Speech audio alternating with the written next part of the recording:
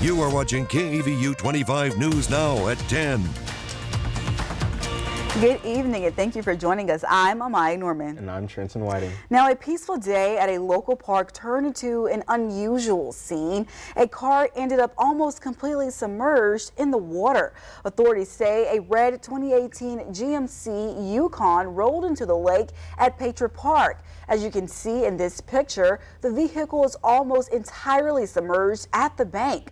Police say that the driver left the car without putting it in park before it drove itself into the water. Victoria County deputies got the call just before 1:30 this afternoon.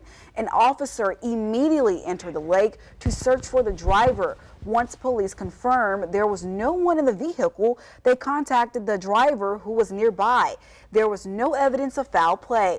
Authorities haven't released further information on the driver, but police say the driver was unharmed.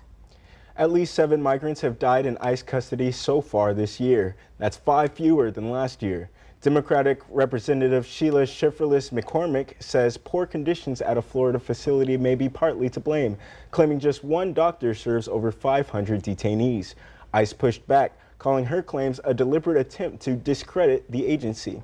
The deaths come as President Trump ramps up deportation efforts. Since taking office, ICE says it's arrested over 66,000 undocumented immigrants and deported more than 65,000. And that'll lead us to our viewer poll for tonight. What should ICE do to improve care for detainees? We've got some options for you. Provide better medical services, improve facility conditions, reduce detention overall, and not sure. And just leading the way from these 4 options are 55% not sure. It's kind of a difficult topic situation to maybe figure out, and 43% says to reduce detention overall. And we definitely still want to hear from you regardless of which of these 4 options you would choose. So go ahead and come to crossroadstoday.com/vote. Now let's go to Trey Mining with the first look at our forecast. Trey, I stepped outside today and I was burning up. So how would our weekend be looking? I tell you what, you better get used to that because temperatures are going to get even hotter coming up this next week. Summertime is here, and we had some rain showers and storms earlier this afternoon, especially in our western counties. It's all gone now. That's false echo there. He's between Victoria and Edna there on the radar scope. All is quiet for the overnight, but temperatures on the rise. Yes, and big time. How hot will it get? Find out later on in the full forecast. Back to you guys. Thank you, Trey. A middle school student is facing charges after the teen carried out a prank popular on social media that led to evacuations of the individual schools. This happened on Thursday in Plainville, Connecticut, a town in Hartford County. Bryant Reed has more. Plainville Middle School just added to the list of schools who have had students attempt the Chromebook trend from TikTok. The trend has students putting items in the USB port of the laptop to cause a fire. Several videos have been trending on the app. Plainville PD says the student who caused the short circuit stuck scissors in the port, then was sent to the hospital for smoke inhalation. Parents are incensed about the trend that continues to make its way around schools. To put a metal object in a USB port is absolutely dangerous, but that's like what, the Tide Pod challenge they had years ago. What are they eating them? And I was like, what are kids doing nowadays? School districts everywhere are cracking down on the nonsense. Plainville Superintendent Brian Reese says the student will face charges in juvenile court. Students evacuated when the fire alarm went off, but were back in class within the hour. Scott Driscoll with Internet Safety Concepts says parents need to have conversations and be more in tune with what their kids consume on social media. We really have to have conversations with our youth about making the best choices possible. These online challenges have been around for a long time. This is just the current one, but this one's kind of scary because it affects other people around you, but also can really hurt people. Schools in Southington, Newington, and Cromwell have also recently been evacuated due to laptop fires. Natasha French says when it comes to tablets and phone time, she always tries to limit her daughter's time. Honestly, I think that the best thing to do is go back to old school books. Then these kids wouldn't have Chromebooks to do these things, and it'd lessen the amount of things that they have to watch on social media. Russian President Vladimir Putin says he's open to restarting direct peace talks with Ukraine. His proposal comes after Ukraine and its allies called for a 30-day unconditional ceasefire. Speaking early Sunday, Putin suggested talks be held in Istanbul, the same city where failed negotiations took place in 2022. Meanwhile, European leaders and President Trump are backing a ceasefire to begin Monday, hoping it could be a step toward ending the conflict. European leaders in Kiev urge a 30-day ceasefire as Russia pushed for terms more in its favor. Here's ABC's Lama Hassan. In a show of unity, leaders from 4 major European countries threatened to increase pressure on Russian President Vladimir Putin if he does not accept an unconditional 30-day ceasefire. All of us have now to back this unconditional ceasefire for 30 days and increase pressure on Russia. The leaders from France, the UK, Germany and Poland traveled to Ukraine together for the first time on Saturday. It is for Russia, it's for Putin to come to the table for a 30-day unconditional ceasefire, and there must be clear sanctions if he fails to do so. There is real unity on that. The 4 leaders say the proposal was supported by President Trump, whom they briefed over the phone. It is therefore essential that we keep the United States on board and convince President Trump. Ukraine is not the problem. It is extremely constructive. It is Russia that does not move unless we increase pressure. Their demands for a ceasefire announced in a joint press conference with Ukrainian President Volodymyr Zelensky, who said the show of support from Europe sends a very important signal that no one is afraid of intimidation from Russia. ABC's Martha Raddatz spoke exclusively with Russian Press Secretary Dmitry Peskov. He says before Moscow agrees to any ceasefire, weapons shipments to Ukraine from the US and Europe have to stop. Otherwise, it will be an advantage for Ukraine. Ukraine will continue their total mobilization, bringing new troops to frontline. Ukraine will use this period to train new military personnel and to give a rest to their existing ones. President Trump has pressured both sides to quickly come to an agreement to end the war. And while Zelensky has agreed to the American plan for a 30-day halt to hostilities, Russia has not. Instead, continuing its attacks against Ukraine. Lama Hassan, ABC News, London.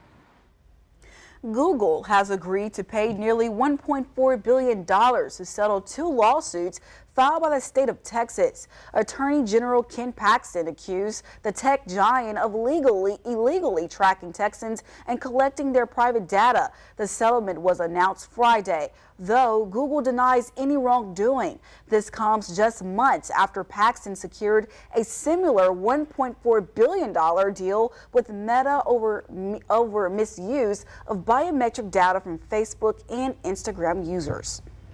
Newly elected Pope Leo XIV is signaling he will closely follow in the footsteps of the late Pope Francis.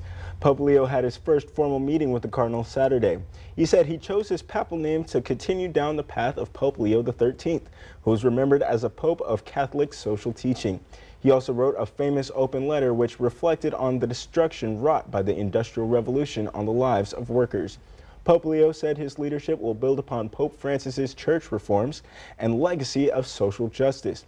He also called artificial intelligence a main challenge for working people and human dignity. Texas lawmakers hope to rein in homeowners' rising insurance bills, even as they acknowledge there's only so much they can do to tackle costs. To read this full Texas Tribune article, visit our website at crossroadstoday.com. And for more on today's news stories, come to crossroadstoday.com. Don't forget to submit your birthday wishes. Carolina Estrain and Parker Cox will read them live on 25 News Now Sunrise. You can also submit a local military hero so we can recognize them. High-stake talks between the U.S. and China kicks off in Switzerland. Could a new tariff deal be on the table after months of rising tension? All this and more coming up. Take a look on the outside. It's quieted out now. Temperature is falling 67 degrees. Going to be a nice cool feel to the morning hours tomorrow morning. What about any rain chances, if any? What about heat coming back in a big way? We'll give details coming up in the forecast.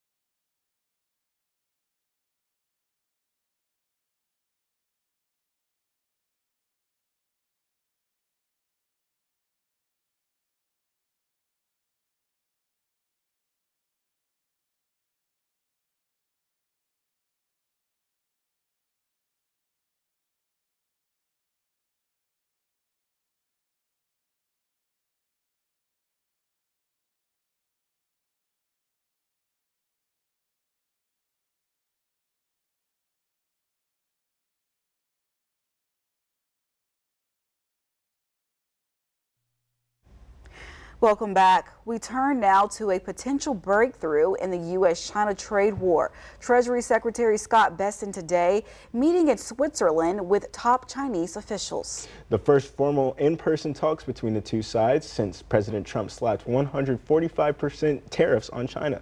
But the White House trying to lower expectations. Here's ABC's senior White House correspondent, Selena Wang. Tonight, high-stakes negotiations underway between the U.S. and China that could decide the fate of the global economy. I think we're going to come back with a fair deal for both China and us. The first meeting since President Trump imposed staggering 145% tariffs on China, dramatically reducing trade between the world's largest economies, causing slowdowns at vital U.S. shipping hubs, the number of cargo ships at the Port of Los Angeles down 32%. Retailers and large importers are telling me directly that they've all but stopped imports from China. Trump pressed on the thousands of dock workers and truck drivers worried about their jobs due to the slowing traffic. That means we lose less money. When you say it slowed down, that's a good thing, not a bad thing. China had previously demanded Trump first remove the tariffs before coming to the negotiating table. Before the U.S.-China trade talks began, the president suggesting he'd be open to lowering his tariffs. Writing on social media, 80% tariff on China seems right. Trump asked if he'll be disappointed if his team comes back without a deal. No, not at all, because we already made a great deal. We're not doing business with China right now. And the president is headed to the Middle East on Monday for the first major foreign trip of his second term. He's stopping in Saudi Arabia, the United Arab Emirates, and Qatar. The region has played a critical role in mediating conflicts around the world. This also comes as the Trump administration enters another round of nuclear talks with Iran. Selena Wang, ABC News, the White House. Officials from the U.S. and China wrapped up the first day of trade talks in Switzerland today. Treasury Secretary Scott Bessent and Trade Representative Jameson Greer met with senior Chinese officials to work out a new tariff deal. The talks are expected to continue Sunday, according to a source familiar with the discussions. The talks have been underway in Geneva since Saturday morning. The meetings come after weeks of growing tensions in which duties on goods imports between the world's two largest economies have soared far beyond 100%. The talks were held at the residence of Switzerland's ambassador to the UN in the leafy Geneva suburb of Cologne. Back here at home, President Trump's immigration crackdown is intensifying. The White House say it is considering suspending habeas corpus, the constitutional right allowing people to challenge their detention in court. What that could mean, and it comes one day after the mayor of Newark, New Jersey was arrested during a protest at an ICE detention facility. Here's ABC's Jay O'Brien. Tonight, the Trump administration saying it's weighing the dramatic and unprecedented step of suspending habeas corpus, the long-standing right of an individual to challenge their detention in court to hasten sweeping deportations of undocumented immigrants. That's an option we're actively looking at. The Constitution states habeas corpus shall not be suspended unless when in cases of rebellion or invasion, the public safety may require it. It's only happened 4 times in American history. But the White House claiming the United States is facing a national security threat from undocumented immigrants, and now considering the extraordinary move after a series of federal judges halted the deportations of some migrants, saying they should be given the chance to legally challenge their removals. President Trump posting this week, "Our court system is not letting me do the job I was elected to do." Meantime, a tense scene at a federal immigration detention center in New Jersey. The mayor of Newark and Democratic candidate for governor Ras Baraka arrested and detained for several hours, accused of trespassing after he tried to tour the facility with 3 Democratic members of Congress. If I was on their property, I was invited there. Somebody allowed me to go in. I didn't climb a fence. I didn't kick the door down. The U.S. attorney for New Jersey and President Trump's former lawyer, Alina Habba, saying the mayor was trespassing and ignored multiple warnings from federal agents to remove himself. And outside Boston, Tufts University doctoral student Ramesa Ozturk seen apprehended by plainclothes ICE officers a year after she co-wrote a pro-Palestinian op-ed in the student paper, now released on bail. Released from a Louisiana facility this weekend after being detained since March. Thank you so much for all the support and love. I am a little bit tired, so I will take some rest. The administration accusing the Turkish national of being involved in groups that may undermine U.S. foreign policy. Experience our digital streaming service, Crossroads Today Plus. Stream our daily newscasts and much more using your connected TV. Just download Crossroads Today Plus on your Roku, Amazon Fire TV, Apple TV, or Android TV. Search Crossroads Today Plus. Take a review of the day. 84 degrees was the high today in Victoria, low 60 degrees. With a cool morning tomorrow morning. And we're a little bit above for the month of May for the rainfall, but way under for the year so far. We need the rainfall desperately. And not seeing anything real soon. Temperatures going up though. We'll talk about that coming up in your forecast.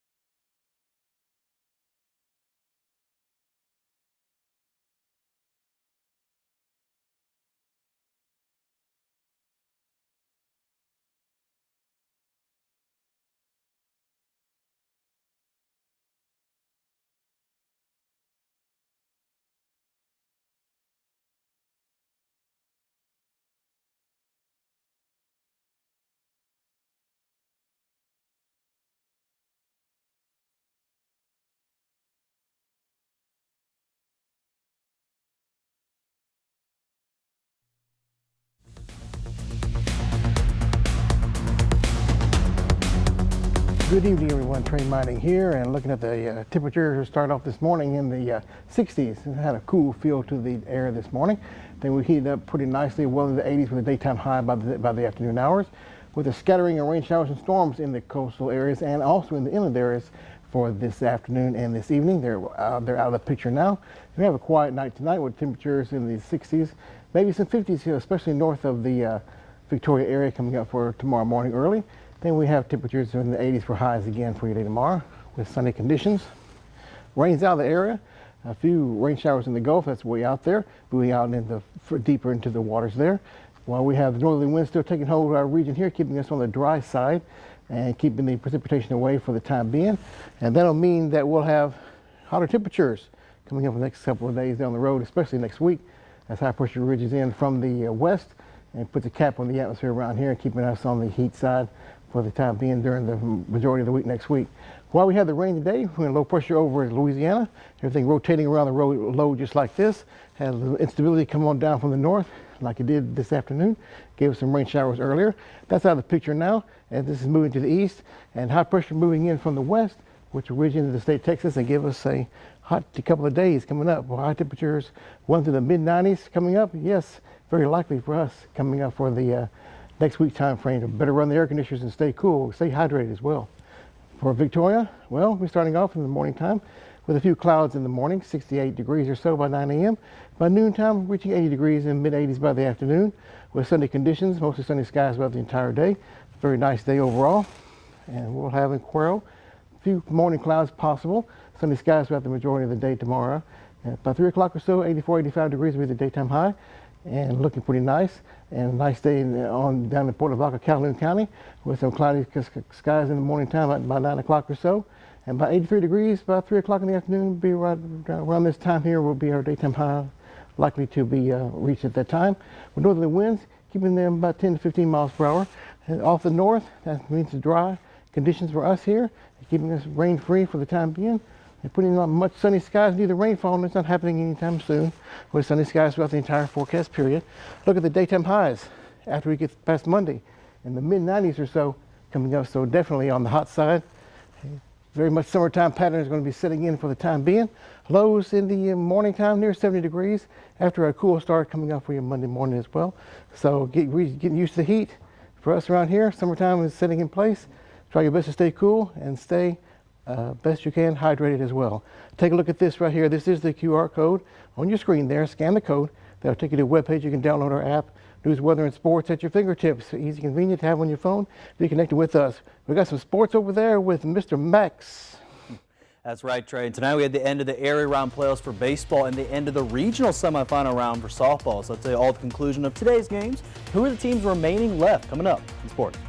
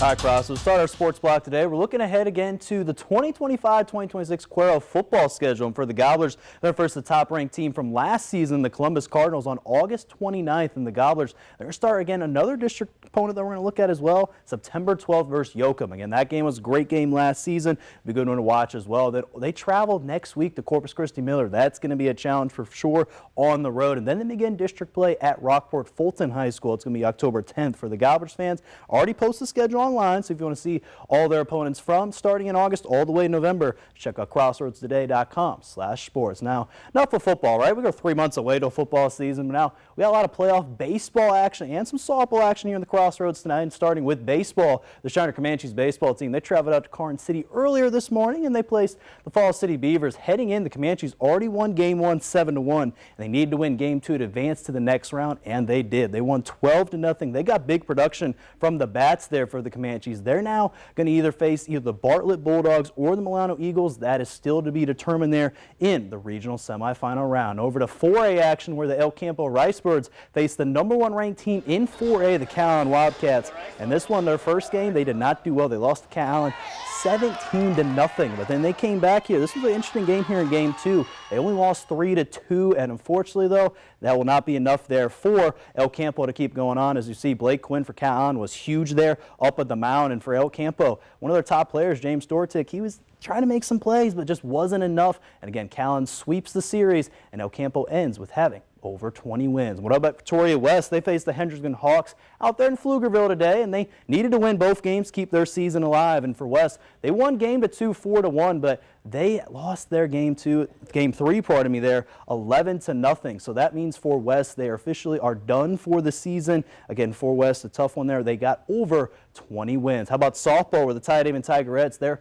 looking to advance to the regional semifinal there versus St. Gertrudis. They needed to win both games there today, and game 2, they lost there to St. Gertrudis 13-9. It was another high-scoring game, just like yesterday's game as we saw. So for the Tigerettes, their season comes to a close, having a total of 21 total wins. Now, getting on a positive note for softball in the private sector, Halsell Sacred Heart won the state championship today, 16-2 over Nazarene Christian. The Indians got big production there from Avery. She actually pitched her 100th strikeout today in the championship game and got a 3-run shot there to help the Indians get the win. So congrats there for Sacred Heart. For baseball, they won the state championship yesterday, and the softball team winning the state championship today. So again, back-to-back state titles there for Hallettsville, Sacred Heart. And now finally, some NFL news. Over 11 years there for New Orleans Saints quarterback Derek Carr. He is retiring. In a statement released today, Saturday, by the team, and Carr, he made his decision to hang up his helmet officially earlier this year. As a significant shoulder injury threatened the upcoming 2025 season. So he worked closely with team doctors, thought he could come back, but his NFL career with the Oakland Raiders was one of the top ones before they went to Las Vegas. But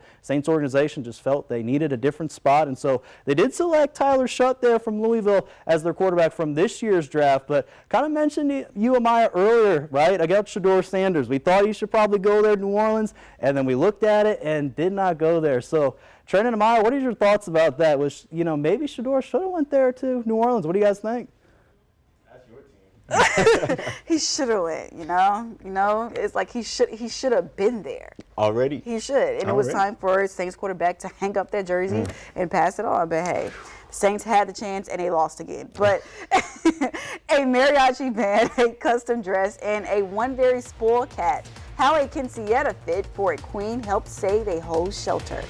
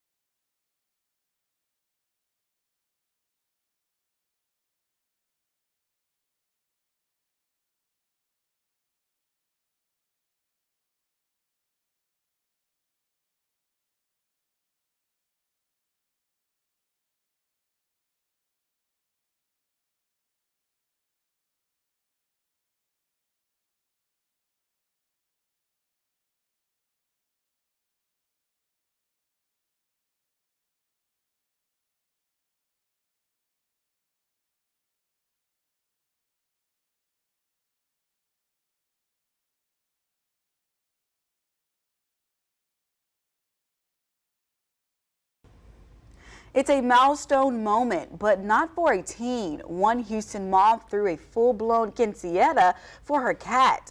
Holly Gonzalez completed with a costume dress, a mariachi band, and even a remote-controlled Bentley. The party went viral with over 21 million views. Wow, look at that car. But it wasn't just for fun. The celebration raised donations for a local cat rescue, helping keep its doors open. A glamorous day for one pampered pet turned into a lifeline for dozens more. That's a nice story. That is adorable. That's so funny. See, now she dressed her cat up to save other cats, and that is adorable. Yeah, it's pretty cool. Honestly, I was laughing at the car. Bentley, I'm not gonna lie, that Bentley was going a little bit too fast. No. Swang. It was zooming a little bit too fast now. Now that's something when the cat has a nicer car than I do. That's what I was thinking the whole time. That to tell you something right there. But we got nice weather headed our way though. Sunny skies coming up for the next several days. We need the rainfall, but we can only take what we can take. We'll have high temperatures in the mid-90s next week. Hot conditions for us. Summertime is here. Lows near 70 degrees. So try your best to stay cool and stay hydrated. Yes, make sure you stay hydrated. I'm sorry, that cat still took me out. He just zoomed through the car. He was driving. He pulled up in the corner. What's up? But thank you for joining us. Yep, we hope to see you back here Sunday for 25 News Now Weekends at 5:30. Have a good night.